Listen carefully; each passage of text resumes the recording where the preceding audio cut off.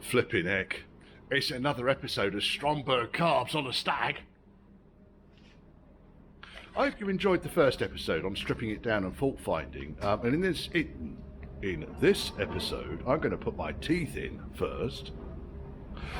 In this episode, we're going to be putting them back together again and baselining them. I've done it before in a couple of other videos, but I thought, let's do it on a Stag this time. Anyway, if you enjoy it, and if you don't, want to tell me why? I'll care more. Comments down there. You have to be on your computer, I think. You want to contact me? Church House Classics. It is all one word at gmail.com. And if you fancy supporting the channel and encouraging me to do more of this kind of stuff, then there's a PayPal me link thing down here. It's a public information service, this whole channel. Do it for fun. I love it. I don't love today though, it's back -4. Anyway, hope you enjoy it. Putting these carburetors together. First and foremost, don't fuck around when it comes to parts. Get the genuine spare parts. This kit for a pair of Triumph Stag carbs cost me, I don't know, it's an early kit for Triumph Stags. CDRK4 is the kind of part number. Made in the UK, brilliant, like all that.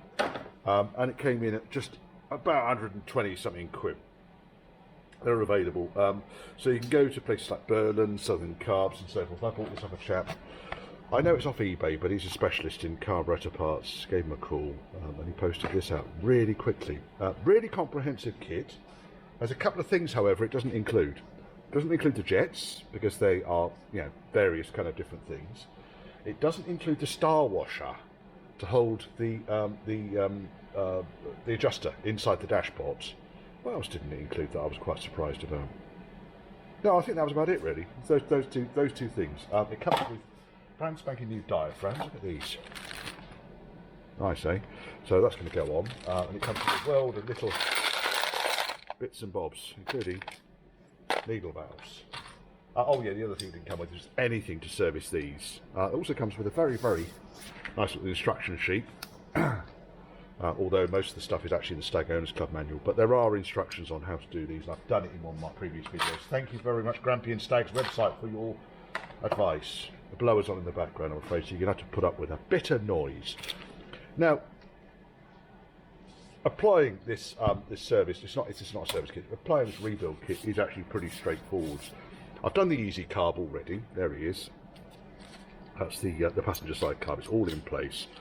And all working beautifully. I thought I would do this one on video because this one's got a slight difference to it, in that the original shaft doesn't go right the way through the housing. It's got this blanking plug on the end there, and I just knocked the blanking plug out to see if there was a seal arf underneath it, and I don't think there is. However, what we'll do is we'll just consult the picture. The picture doesn't show this particular carburetor.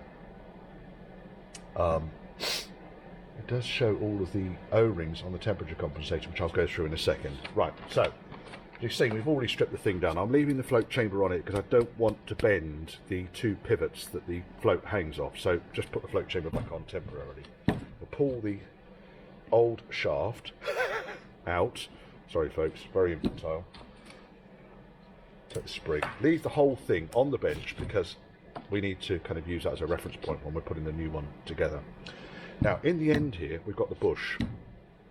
The bush is bloody easy to get out. Literally just a screwdriver underneath it and lever it up.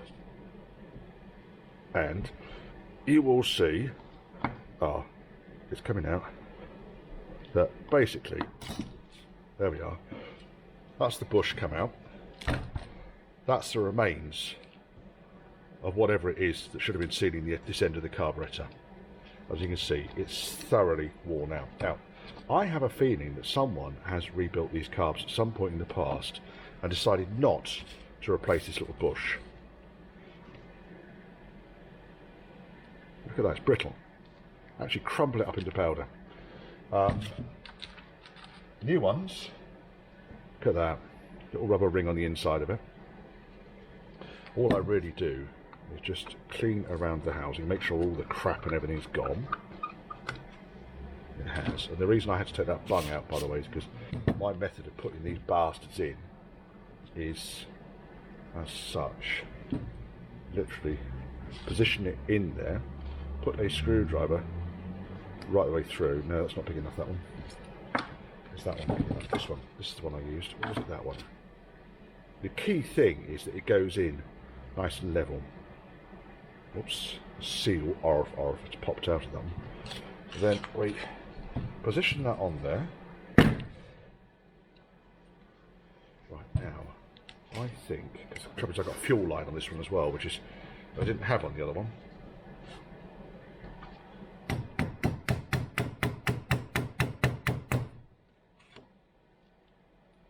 It is thinking about going in. There it goes. It's in. That is it. Okay, it's gone in beautifully. Now I can actually put the old shaft back through the bush, and all that play is gone, which is why it makes me think that the shafts were replaced but not the bush.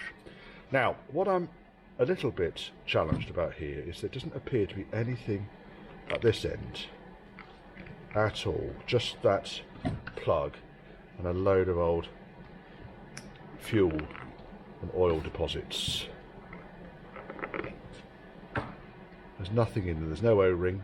You've got the brass bushing that goes right the way through, but that very rarely needs changing. Let's get all this crap off here. This. All gone. The other thing that I had to do, the shaft that comes for this carburetor with the blanking plate, you do have to cut a tiny bit off the end of it. That much. It's in the kit, but basically what you do is just measure it up against the original one. And the trick is when it goes in, and I'm putting this in bone dry at the moment, I know, it clears the plug on the end there. But that feels, that feels lovely, that feels absolutely gorgeous. Right, let me just have a slurp of coffee. Okie doke. Right, so now, how are we going to build this thing up? Before I went that far, there's another thing I need to take off here. I want to take, this is kind of the throttle trim screw. This one is actually loose. It's good, because they should be. The other one was, I don't know, someone, I think King Kong or someone had been on it. Don't worry about the gloop on the end there. It's probably as part of my cleaning process. Take the spring off it, give it a damn good clean up. But basically, what the instruction says is that when you're putting this thing in, just check there's nothing crappy in the hole. Put it in and screw it, just nip it up. So the spring holds it in place, or holds it where it needs to be, and I just do about finger tight. So screw it in until it didn't go any further. There we are, that's it. That's all I do with those. Okay, and then when we're adjusting the CO mixture, we can adjust it out. Okay. So someone's been fannying around with this before. I've got no idea whether that is in exactly the right position or not. The other thing I haven't done with these, I've not put the new jet in. Okay, it comes supplied with a new jet, but not needles.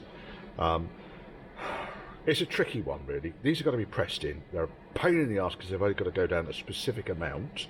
You can push them in fairly easily, but you know, there's a little bit of heat required. Put the carb body in the oven, blah de blah de blah, in order to get them in. Generally, I would replace needles and jets together, as I'm keeping the needles that we've got with these carbs, and they were the correct. I think they were DI. Just gets the needle part number. BIAQ. So BIAQ is the needle part number. And that part number is actually on the end of the needle. So it's demonstrated before. And all I do to pull it out, I got my loop on my head and I can actually see under the light, I can actually see B, I don't know if you can see that, under the light here, BIAQ. You can see that with my bare eyes. My bare eyes? I don't have bare eyes, I have human eyes. So yeah, obviously just above that black washer. That's how you tell what the part number is. Nice thing is they come with new adjusters, because these things often get chewed up. So complete new adjuster, don't need to worry about the O-ring, because it's already come with a made in the UK factory, serviceable, refurbed, blah de blah de blah. Brand spanking new, shiny adjuster. So I'll just screw that in there for now. When I'm shouting later on, saying, where the fuck's it gone? It's there. Right, okay. The other thing, just before we start putting things together, we'll just check that the vent valve for the float chamber works. You can take this out. I know people who have they've gone berserk with this, and they're not necessarily gone berserk, but all I normally do is spray some brake cleaner into there, wiggle the pin backwards and forwards. Occasionally, using a very, very thin screwdriver, you can push the pin backwards and forwards like that. See? Just get onto the end of the plunger. Some people have taken this plug out, cleaned the whole lot up, put it all back together again. I generally find that once you've cleaned them, they tend to remain in service for quite a long time afterwards. Okay, so I leave them as they are. The choke module on this is going to stay on, don't need to take that off. We've got the bush in there, right, so let's get on with putting the throttle spindle in. So here's the old one. We could actually reuse that, but bollocks to it, I might as well put, because the customer's paid for a new throttle spindle, let's put a new throttle spindle in. So we'll, all I'll do is I'll lube the bush, lube in there. I might be inclined to put a little bit of oil in the end there before I put the cap in there. Goes nicely, doesn't it? Right, next, the new throttle butterfly. Okay, bottom of the carb, top of the carb, yeah. Dimple, dimple. Put it in so the dimples are towards the bottom of the carb. Says it in the manual, says it all over the place. It doesn't, oddly enough, say it directly in the instructions that Zenith sent, but for some reason, one of these at least was the wrong way round. Then I'm just going to put these in dry at the moment, but they will go in with a bit of thread lock, because I really don't fancy losing these bastards into the inlet tract. And all I do is just going to nip them up, not tighten them, just take up the slack. 1,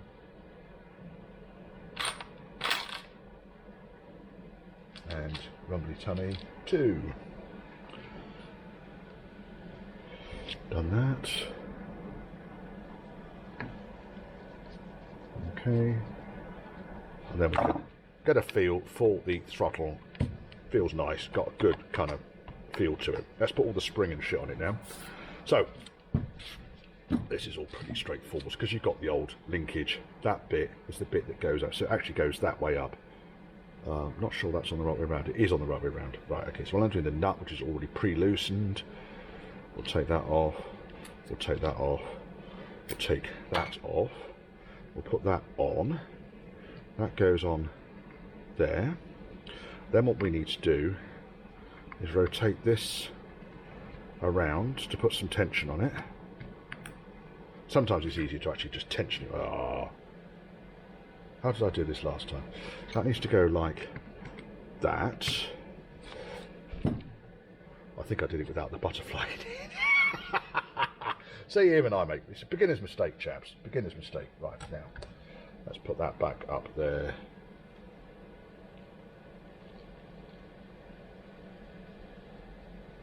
Was it that way round? No, it wasn't that way round. It was like that. Let's push that on there. So that wants to go on like that. In fact, what I could do, rather than taking the butterfly out, I'll just take the idler just out.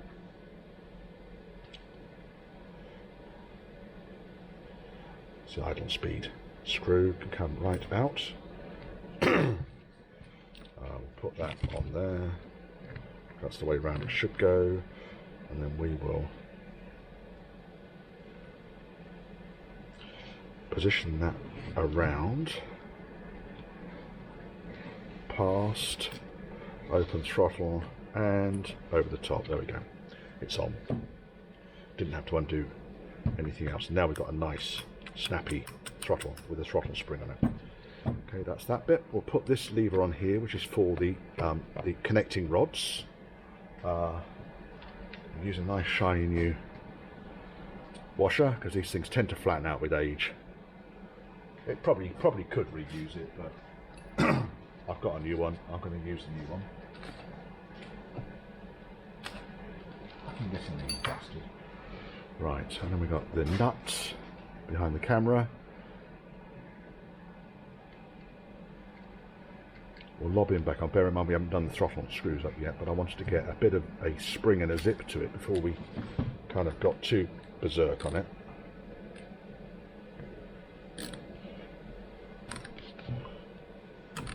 Don't have to go medieval on it, but nip it up.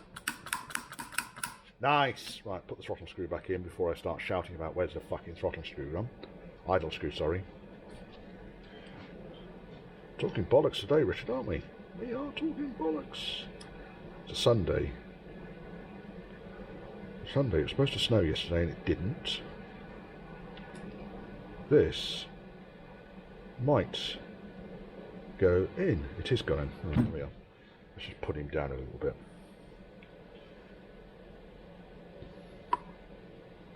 Right, there we go. Now, what I want to do really now is just check that this disc is in the right place. Let's put the old spindle over here. We don't need that. I think they are loose. They are loose.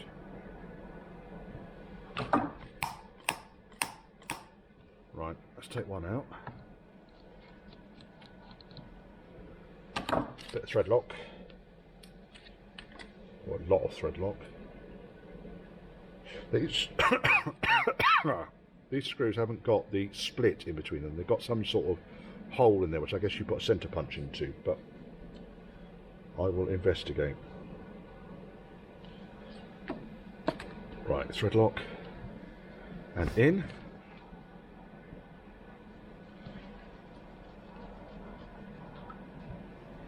And yeah, next person along's going to have to drill these fuckers out. That was quite a lot of thread lock on there, Richard.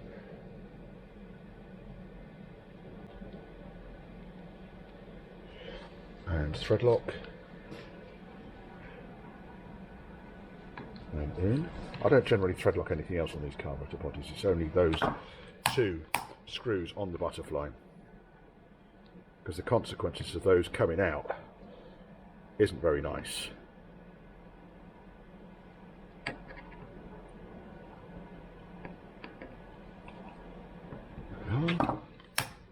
Nice. Right, okay, so that's done the throttle. Now, on the end here we can see that the shaft for now is way south of the bung, so let me just put a bit of lube in there. There we go. And then I'm just going to tap the bung back in again. Just on the edge of the bench. Got him. Okay, so it's just like a blind bung. Beautiful. Right, okay, that's done the throttle butterfly. That's how easy that is. Real time. No fucking around. That was the root cause. One of the root causes of the problem was, I think, that the butterfly spindles were worn, the seals on the end were worn, which was allowing air to get in. And also, sorry, one of the butterflies was wrong, seals were wrong. Oh, the other problem we had, fucking diaphragms. Put them the right way around, chaps, it's not difficult. Now, I'll go into that in a second. Take the float chamber off, and we're going to do now the needle valve, and also the needle valve and the float height. So I'm going to bang the camera.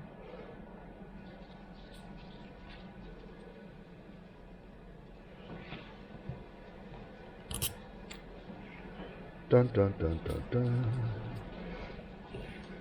Like I say, I only put this float chamber back on because I didn't want to damage these two tangs here.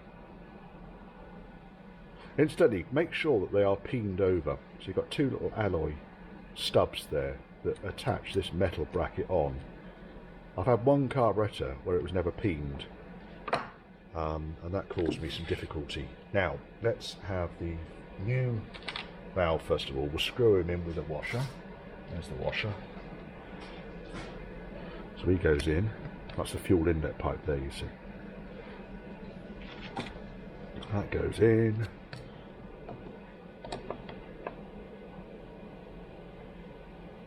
That's tight. Now, just going to check it works. Yeah, it does. These are the needle valves that came with it. You can get fancy ones with little filters on it that came from Zenith. I'm going to assume that Zenith is okay. The only problem we might have with this fueling system is there's no return back to the tank, and it could be the pump is putting out too much pressure. But as we've already found a number of faults with these carburetors before I started fixing them, I'm going to kind of assume that that it's going to be okay. We'll see. Right, now let's get all this stuff out of here. This is all, that's the old needle valve. I can go over there. Put that in there. And we've got the float, which goes that way up. Drop him in there. We'll just push him onto the two tangs.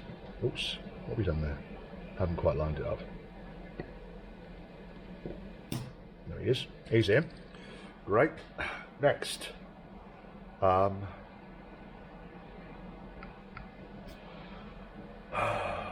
Ruler. Where are you? There you are. Silly arse. Right, now, 16 to 17 mil on this, and this one is 20 at the moment, so all you do is bend the little tag. Looks better. What are we now? That's 17, 60, between 16 and 17. So yeah, that little bend there has done the job.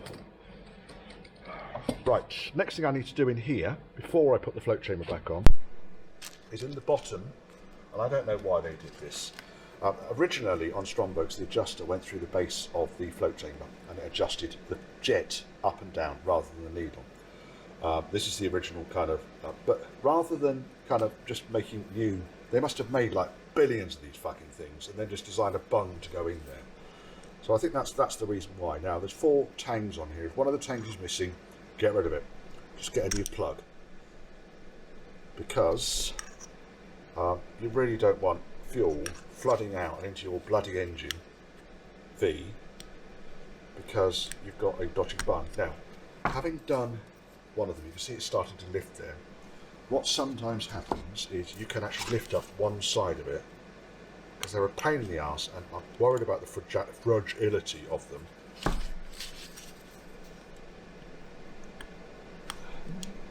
It's just a case of pushing the tangs in while you're pushing the bung out. Right, that has started to move. It's a stupid fucking design, it really is. Absolutely fucking stupid. You can get float chambers that haven't got those bits on them.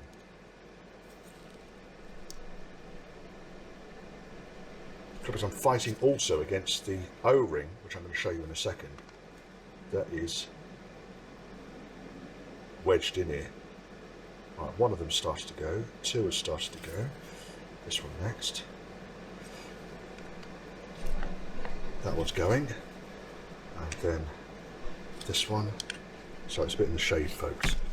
Right, okay, so you can see that the tangs are actually pointing inwards. Now, just twist it. Should start to release its grip. That one hasn't gone yet. As now, out it comes intact. Alright, that's the bung. Now, all I really do here, clean up the surface in there. This has all got gloop and shite all over it. There's the O-ring. That will almost certainly have been there for 3,000 years. Slice it.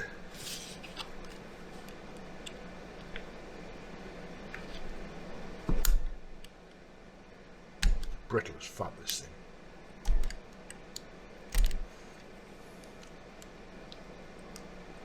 There he comes. Oh, come on, you bastard. There he is. Right, there's the old O-ring. He's out. Clean the channel. Kit comes with new O-ring. Check size. Size is good. Roll him over like you're rolling on a French letter onto your gentleman's sausage. I don't know where the fuck that came from. I do apologise. I'm just using a screwdriver just to lever it over this lip here. Once you've got one bit over there, there we go. And now you can just push it down and around, all the way around. There we are, that's it. Now, Again, just a spray of lube. Push the bastard back in again. Pushing it back in is actually a lot easier, but obviously just be wary of those tangs to make sure that they're good. Now when it kind of goes in flush like that, that's as far as it goes. Ain't going to go any further than that. I'll check it out when it's all back together. But like I say, if you've got one of these tangs that's broken or weak, lose the float chamber. I'll blow it back on. Now, two things we need to do here really. We need to locate the needle, which is there. We need to put the new adjuster into the top edge of the tube, and it has got its star washer, which is the bit that wasn't included in this kit, which I am surprised about, but these star washers are quite resilient, they don't tend to do. Now I use, oddly enough, just my 1/4 inch drive to push this down inside the tube, ever so gently. Yeah, don't need to go fucking nuts with it. And having done that, locate it in the middle and just, there we are, clicked into place. Beautiful. Just fucking beautiful. Again, checked the needle if it's the correct type. Put the needle onto the adjuster. Find my special tool and wind the thread until it's completely on it. It's only about a turn and a half or so.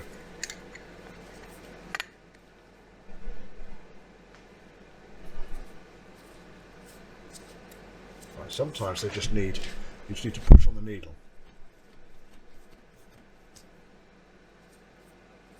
There it goes. Going up, inside, and eventually it will start to turn with the adjuster.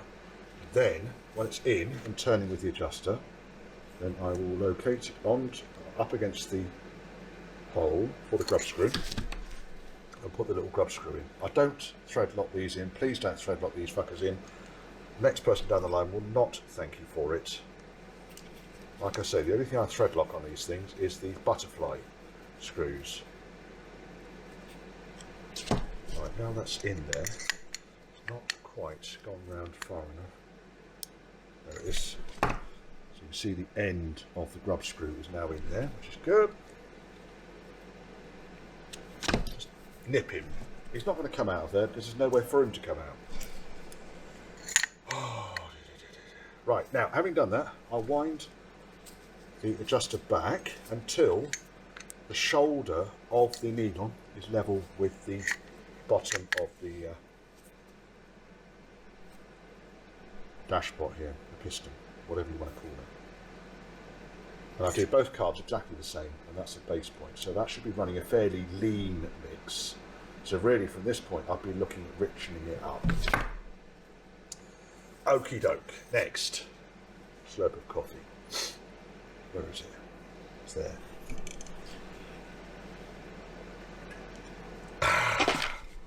Next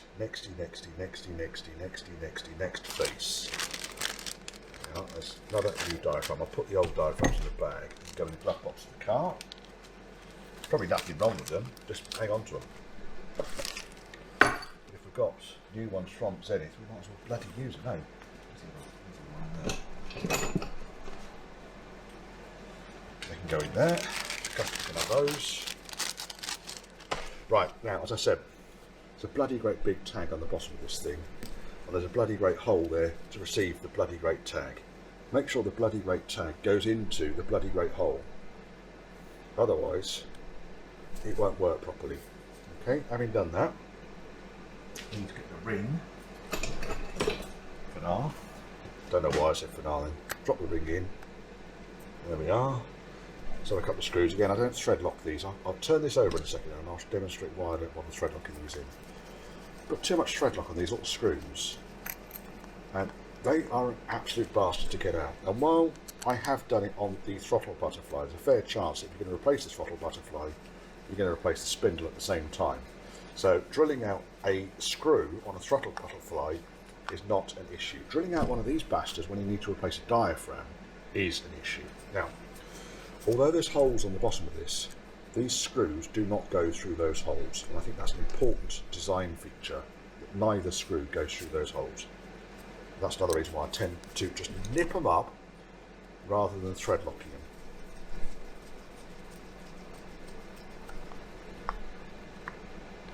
Because you will need to replace the diaphragm from time to time.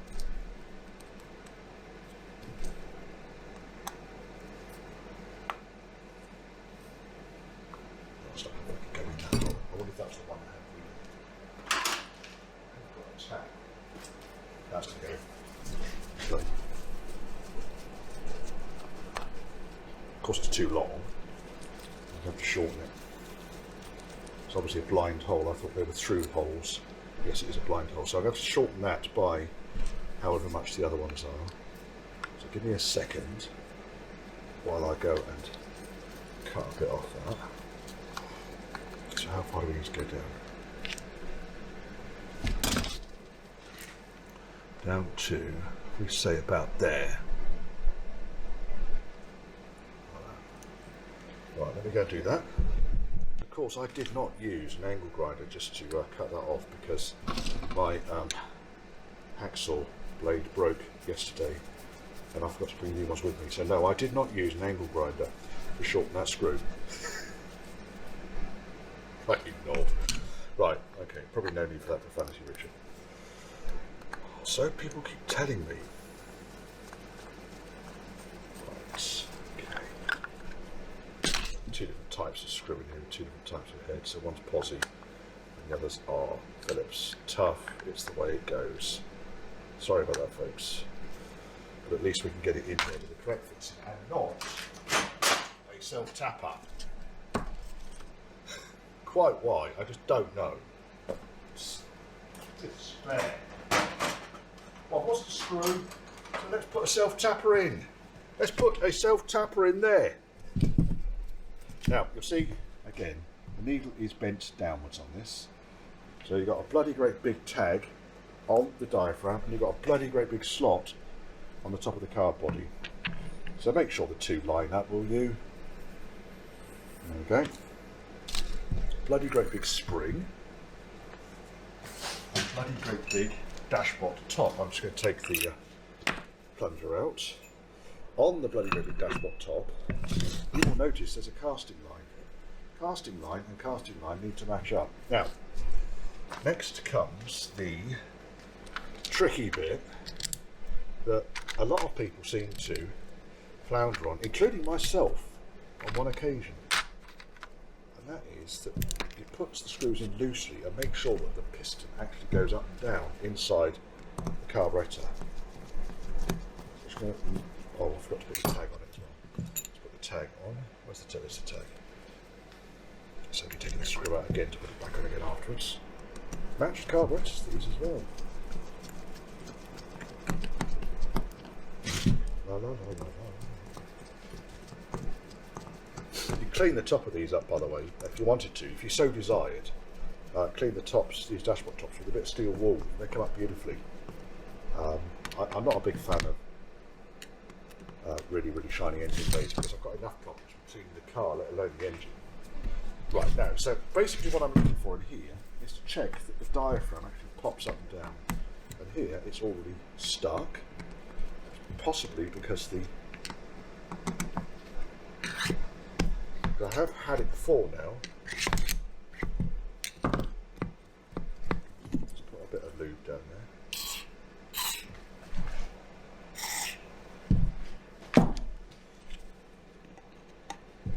As I wiggle this Dashpot top, the carb starts to come back down again.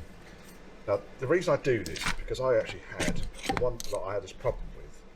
The actual piston itself was knackered and it wasn't going down properly. But I suspect in this case it's just down to a lack of flexibility in the diaphragm. I'm just wiggling it a little bit. Let's take two of these screws out. Make life a little bit easier on moving shit around.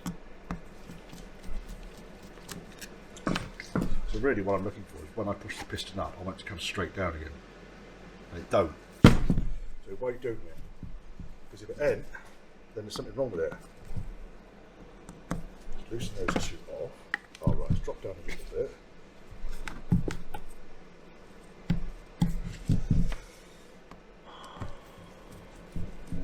Now, taking that screw right out now, once it went down, you heard it go donk onto the deck. So there's two things now that I want to check before I go nuts on this.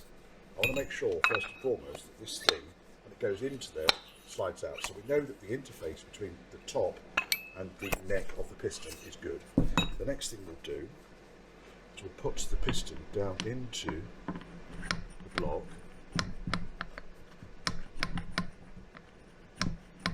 It does move, it's quite happy. I just think it's the fact it's got a new diaphragm.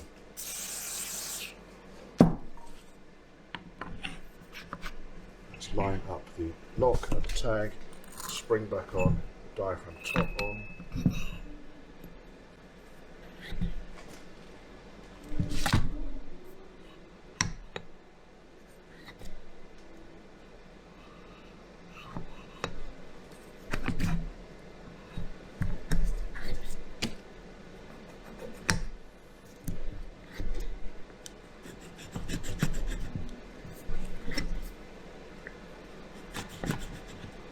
This one I had similar problems with.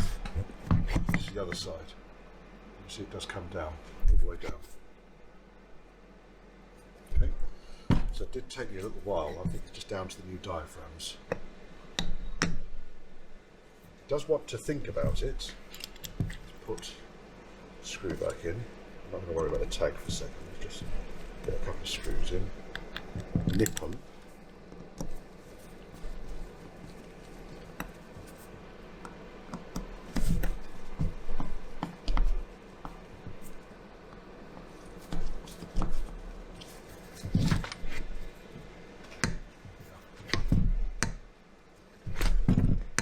Right, happy with that. Let's do the other two screws. Sometimes they're funny things, these. The one I had the problems with, the one I fell foul of, was because the piston itself was getting stuck inside the neck of the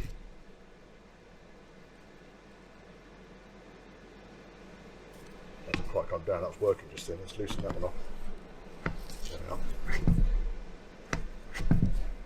So I mean that's tight, but not tight. It's just too tight before.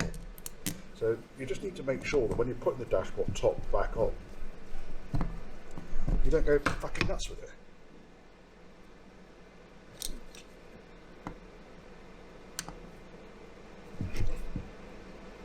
I want to hear it thump the deck.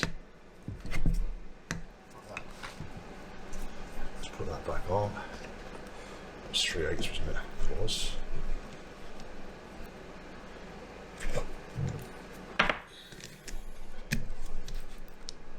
It's on. I mean, I can see daylight in between the throttle and the rod, so it's going to stay like that. Far better. Looks better. Right. Okay. So that's done that. The rods might need some adjustment still.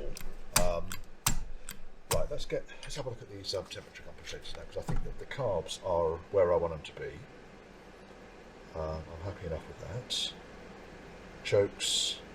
Oh, fast adjustment screw here. So basically, when you pull the choke on, notice this cam. As you pull the choke lever, it touches on that.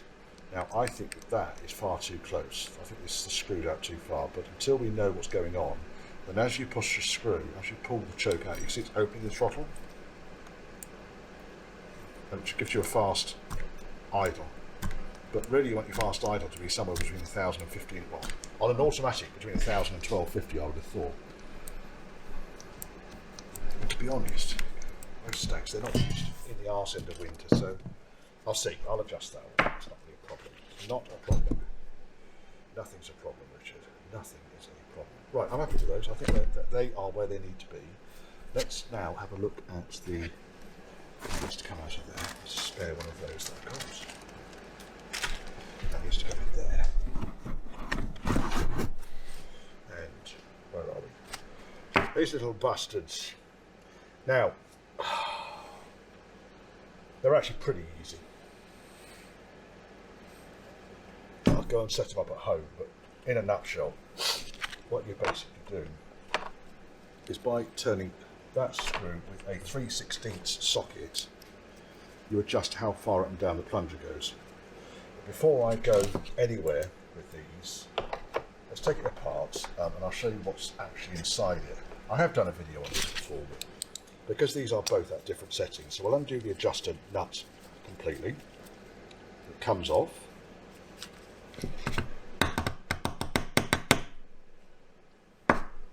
There is a washer in there, try not to lose it. We'll undo the screw on the end, holds the whole lot together. It comes out, and then the bimetallic strip should come out. Of course, none of it's going to come out because it's all gummed up. There it is. Right, there's the little washer, there's the bimetallic strip, there's the plunger. Let's have a little look around it. I think it's all okay, I just think it's gummed up, it's dirty. Blah, blah, blah, blah, blah. That way round. Only goes one way. That way round, okay. Make sure that when you're putting the bimetallic strip in, there's a cutout, there's a notch, because obviously the bimetallic strip needs to move in one direction, not the other. Screw back in. This can go as tight as you like. Wow, within reason. And now, with that like that, you will see this thing is wide open. Okay? So what you next need to do, put your little washer back on, put your nut back on, and then using the method that I have demonstrated before, this nut needs to come out of here, because otherwise it's going to get on my tits. Using the method I've demonstrated before, get these balanced and set up so that they open using the instructions that come on Grampy and Stag's website. Thank you very much, Grampy and Stags, because there's no information on these anywhere. Now, don't go absolutely nuts when it comes to these things. You don't want to be bending the strip.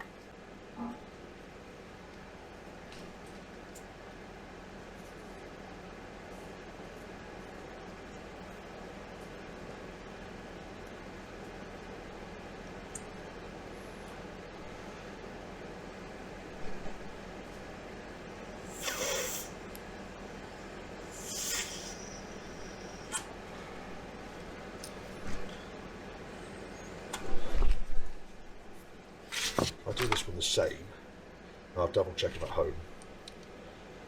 Let's take them apart, just have a quick look inside.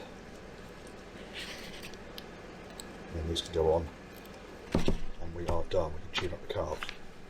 Should be the next thing I do. Oh, see, that's been thread locked in. Quite wide, I don't know.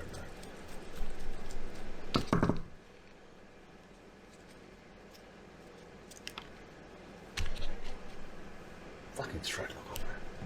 Bastards.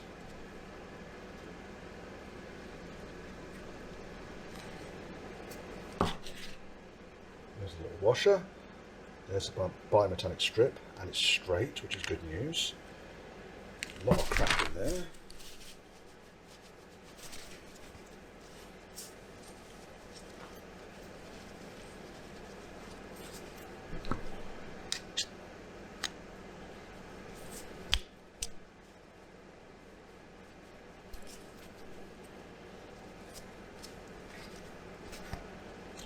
That's good. That's good. That's good. Oh yes, there is a step on it. I thought there was no step on it for a second. So crikey, we've got a design flaw, but we haven't. We've got a Richard that can't see.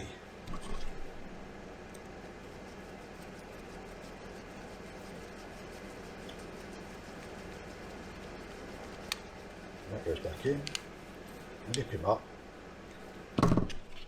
tiny washer goes on, boop. Nut goes on,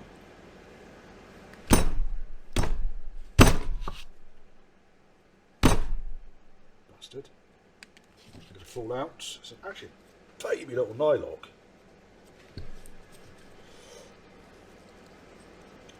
Then all I'm doing is I'm putting my mouth up against the end there and starting to blow, doing this up, and as soon as I can blow through, I'll wind it back quarter of a turn.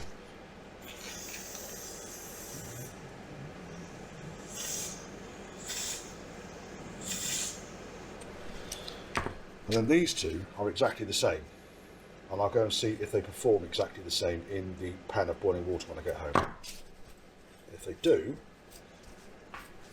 then they'll go straight on. But now at least, at the temperature we're in here, they are the same.